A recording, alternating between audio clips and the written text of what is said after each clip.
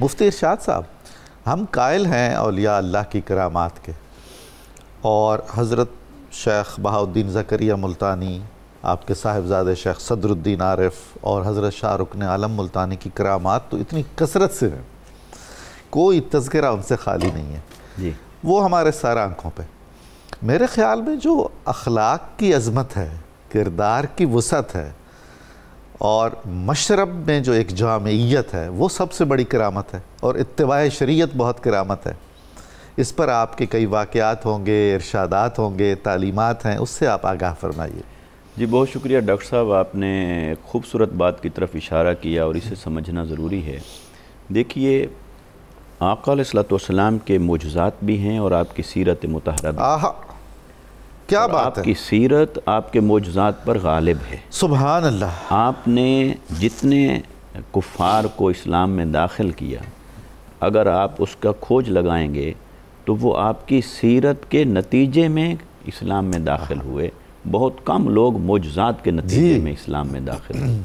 اچھا، مگر یہ دونوں چیزیں، اس کا مطلب ہے کہ جیسے آقا علیہ السلام کی ذات میں جمع ہیں، ایسے ہی غیر انبیاء میں سے جو صالحین، مقربین اور اولیاء ہوتے ہیں، ان کی زندگی میں بھی یہ دونوں چیزیں جمع ہوتی ہیں۔ خارق عادت بھی جمع ہے کرامات کی صورت میں، اور سیرت اور کردار اور اخلاق کی بلندی، مکارم اخلاق وہ بھی جمع ہے مکارم اخلاق کے طور پر۔ اور یہ ایسے سمجھیں یہ ہیں لازم اور ملزوم، مگر ان کا اپنے لیے وجہ ناز کرامت نہیں ہوتی، واہ واہ، وہ اخلاق ہوتا ہے۔ سبحان اللہ۔ وہ اپنا کردار ہے اور اخلاق ہے، وہ اسی پر نازاں ہوتے ہیں۔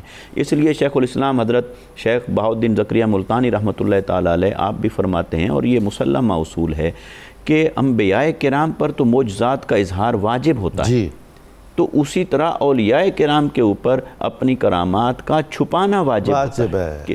لیکن اللہ تبارک و تعالیٰ ظاہر فرما دیتا ہے اپنی مشیت کے تحت، 100 کرامات بھی ظاہر ہوتی ہیں۔ جو خود اظہار فرماتے رہے ہیں ان کے تو حالات بڑے خراب ہوں گے۔ جی ہاں، بالکل۔ ایک ہے کرامات کا ہونا، کرامات کا ظاہر ہونا، اور ایک ہے کرامات کو بنا کر پیش کرنا۔ تو ہمارے زمانے میں تو اب ہر چیز آرٹیفیشل ہو گئی ہے، تو کرامات بھی آرٹیفیشل ہو گئی۔ اللہ تعالیٰ ہمیں محفوظ رکھے، اللہ تبارک و تعالیٰ ہمیں محفوظ رکھے۔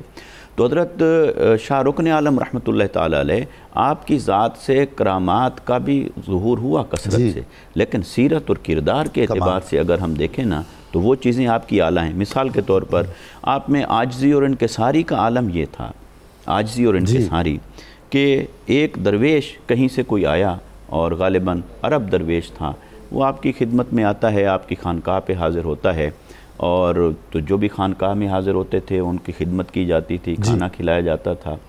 تو حضرت شاہ رکن عالم رحمۃ اللہ تعالیٰ علیہ کا جو خادم ہے، وہ ان کو حسب ترتیب جا کے کھانا کھلاتے ہیں، اور ان سے ایک سوال پوچھتے ہیں، کیا تم شیخ سے ملنا چاہو گے؟ جی۔